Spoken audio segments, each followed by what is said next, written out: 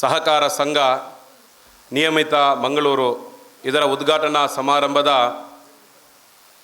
ಅಧ್ಯಕ್ಷತೆಯನ್ನು ವಹಿಸಿರುವಂತಹ ನಮ್ಮ ಚಳವಳಿ ಜೀವನದ ಮಾರ್ಗದರ್ಶಕರು CITUನ ಜಿಲ್ಲಾ ಅಧ್ಯಕ್ಷರಾಗಿರ್ತಕ್ಕಂಥ ಜೆ ಬಾಲಕೃಷ್ಣ ಶೆಟ್ಟಿಯವರೇ, ಈಗಾಗಲೇ ಈ ಕಾರ್ಯಕ್ರಮವನ್ನು ಉದ್ಘಾಟಿಸಿ ನಿರ್ಗಮಿಸಿರುವಂತಹ ನಮ್ಮ ಮಿತ್ರರಾದ ಸುಧೀರ್ ಶೆಟ್ಟಿ ಕನ್ನೂರವರೇ, ಕಾರ್ಯಕ್ರಮದಲ್ಲಿ ಮುಖ್ಯ ಅತಿಥಿಗಳಾಗಿ ಭಾಗವಹಿಸ್ತಾ ಇರುವಂಥ ನನ್ನ ಪ್ರೀತಿಯ ಮಿತ್ರರಾದಂತಹ ಪ್ರವೀಣ್ ಚಂದ್ರ ಆಲ್ವ ಅವರೇ, CITUನ ಜಿಲ್ಲಾ ಪ್ರಧಾನ ಕಾರ್ಯದರ್ಶಿ, ನಮ್ಮ ಬೀದಿ ಬದಿ ವ್ಯಾಪಾರಸ್ಥರ ಚಳುವಳಿಯ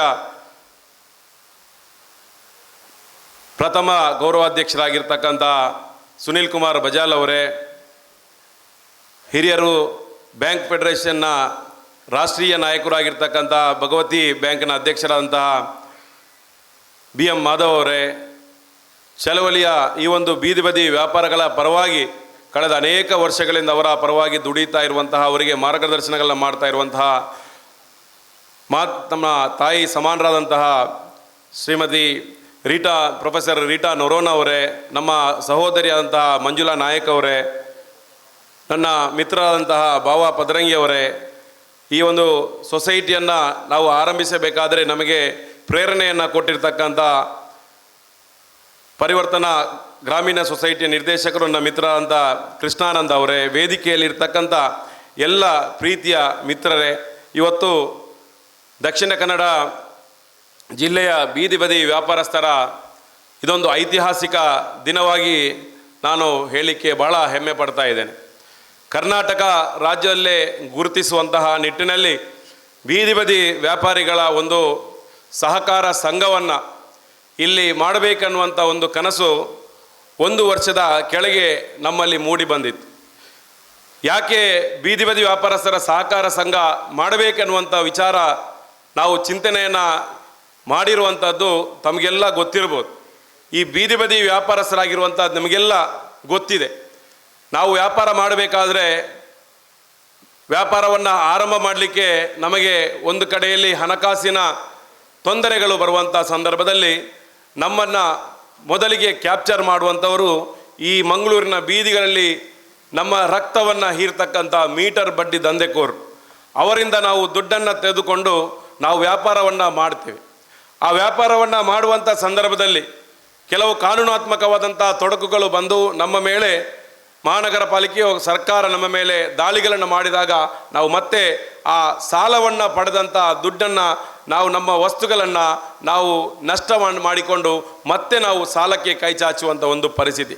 ಇಂಥ ಪರಿಸ್ಥಿತಿಯಲ್ಲಿ ಅನೇಕ ಜನರು ಇವತ್ತಿಗೂ ಕೂಡ ಕಳೆದ 30-40 ವರ್ಷಗಳಿಂದ ವ್ಯಾಪಾರ ಮಾಡಿಕೊಂಡು ಬರ್ತಿರುವಂಥ ವ್ಯಾಪಾರಸ್ಥರು ಕೂಡ ಇವತ್ತು ಆ ಪಿಡುಗಿನಿಂದ, ಆ ಬಡ್ಡಿಯ ದಂಧೆಕೋರರ ಆ ಹಾವಳಿಯಿಂದ ಹೊರಬರಲಿಕ್ಕೆ ಇನ್ನೂ ಕೂಡ ಒದ್ದಾಡ್ತಕ್ಕಂಥ ಪರಿಸ್ಥಿತಿಯನ್ನು ನಾವು ಅದನ್ನು ಬಹಳ ಹತ್ತಿರದಿಂದ ನೋಡಿ ಇದಕ್ಕೇನಾದರೂ ಪರಿಹಾರವನ್ನು ಮಾಡಬೇಕು ಅನ್ನುವಂಥ ಚರ್ಚೆಯನ್ನು, ಚಿಂತನೆಗಳನ್ನು ಮಾಡ್ತಾ ಇರುವಾಗಲೇ ಇವತ್ತು ಅದನ್ನು ಬಹಳ ಶಿಸ್ತುಬದ್ಧವಾಗಿ ವ್ಯಾಪಾರ ಮಾಡುವಂಥ ವ್ಯಾಪಾರಸ್ಥರು ತಾವೇನಾದರೂ ಆದಾಯ ಮಾಡಿ, ಉಳಿತಾಯ ಮಾಡಿ ಅದನ್ನು ಎಲ್ಲಿ ನಾವು ಹೂಡಿಕೆ ಮಾಡಬೇಕು, ಎಲ್ಲಿ ಇಡಬೇಕೆನ್ನುವಂಥದ್ದು ಕೂಡ ಗೊತ್ತಿಲ್ಲದಂಥ, ಅರಿವಿಲ್ಲದಂಥ ಸಂದರ್ಭದಲ್ಲಿ ನಮ್ಮ ಬಳಿಗೆ ಬರುವಂತಹ ಬೇರೆ ಬೇರೆ ಆಕರ್ಷಕ ಕೊಡುಗೆಗಳನ್ನು ಕೊಡುವಂಥ ಒಂದು ಪೋಸನ್ನು ಕೊಟ್ಟು ನಮ್ಮ ಬಳಿ ಬರುವಂಥ ಬ್ಲೇಡ್ ಕಂಪನಿಗಳಿಗೆ ಹಣವನ್ನು ನಾವು ಹೂಡಿಕೆ ಮಾಡಿ ಹಣವನ್ನು ಕಳ್ಕೊಂಡಂತಹ ಬೀದಿ ವ್ಯಾಪಾರಿಗಳು ನಾವು ಕೂಡಿಟ್ಟಂಥ ತಮ್ಮ ಮಕ್ಕಳ ಮದುವೆಗಾಗಿ, ಮನೆ ರಿಪೇರಿಗಾಗಿ, ಮಕ್ಕಳ ವಿದ್ಯಾಭ್ಯಾಸಕ್ಕಾಗಿ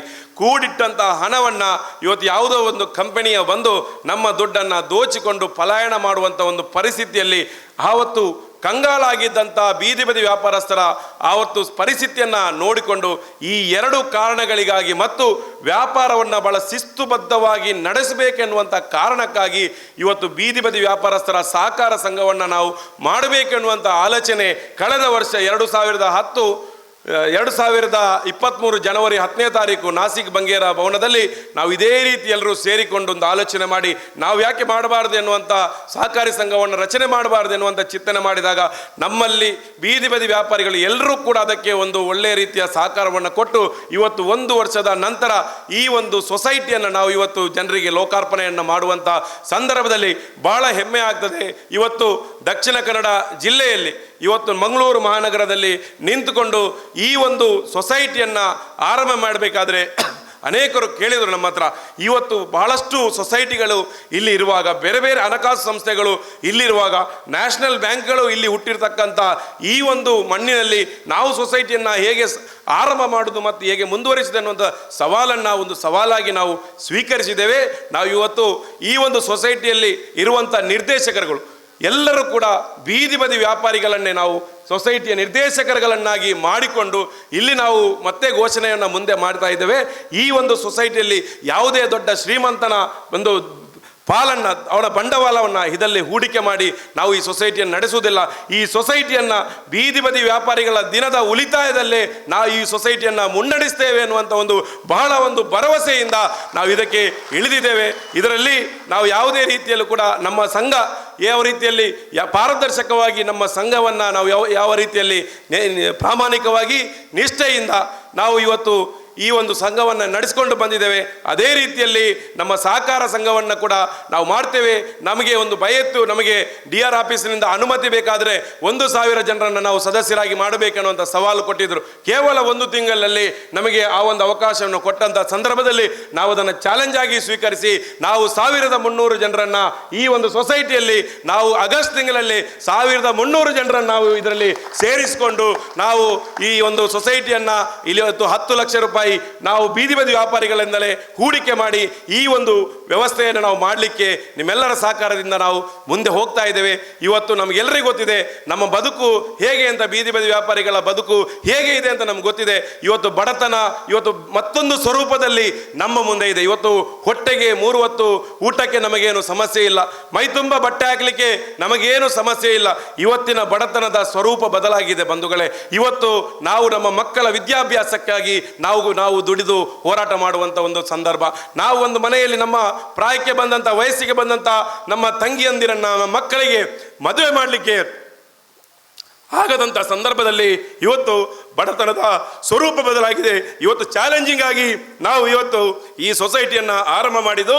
ಇವತ್ತು ಎಲ್ಲರೂ ಕೂಡ ಇದರಲ್ಲಿ ಇರ್ತಕ್ಕಂಥ ಬಡವರು ಈ ಸೊಸೈಟಿಯನ್ನು ಮುನ್ನಡೆಸ್ತಕ್ಕಂಥವರು, ಈ ಸೊಸೈಟಿಯ ನಿಜವಾದ ಮಾಲೀಕರು ಯಾರಂತ ಹೇಳಿದ್ರೆ ಈ ಬೀದಿ ಬದಿ ವ್ಯಾಪಾರಿಗಳು. ಇವತ್ತು ನಮ್ಮ ಬೆವರು, ನಾವು ಒಂದು ಕಚೇರಿಯಲ್ಲಿ ಫ್ಯಾನ್ ಹಾಕಿ ಕುಳಿತರೆ ಅದು ನಿಮ್ಮ ದುಡ್ಡಿನ ಬೆವರಿನ ಹಣದಿಂದ ಅಂತ ನಾವು ಭಾವಿಸಿಕೊಂಡು ಈ ಸಂಘವನ್ನು ನಡೆಸ್ತಾ ಇದ್ದೇವೆ.